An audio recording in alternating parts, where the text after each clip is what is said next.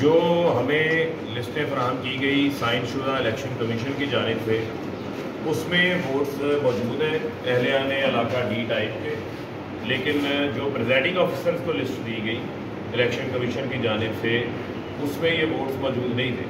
हमने जब ये मामला टेकअप किया, इसको उठाया, तो ये लिस्ट अभी क्या टाइम हुआ है मैं आपको बताता हूँ कि अभी ये तकरीबन 12 बज रहे हैं। ये 12 बजे लिस्ट पहुंची है यहाँ पर इनके पास हमारे शोर गुजारे के बाद, या इजाफी लिस्ट अब बरामद हुई है। तो ये इंतजाम हैं, ये नाअहली है इलेक्शन कमीशन की जानिब से कि जो वोटर है वो अपना वोट कास्ट करने से महरूम है। सबसे बड़ी कवरेज 16 अक्टूबर सबको मोटिवेट करें कि उन्होंने निकल के इलेक्शन में वोट डाल दिए। सबसे ज्यादा रिपोर्टर्स, सबसे बड़े पैनलिस्ट, लम्हा बा लम्हा इलेक्शन की खबर सिर्फ बोल पर।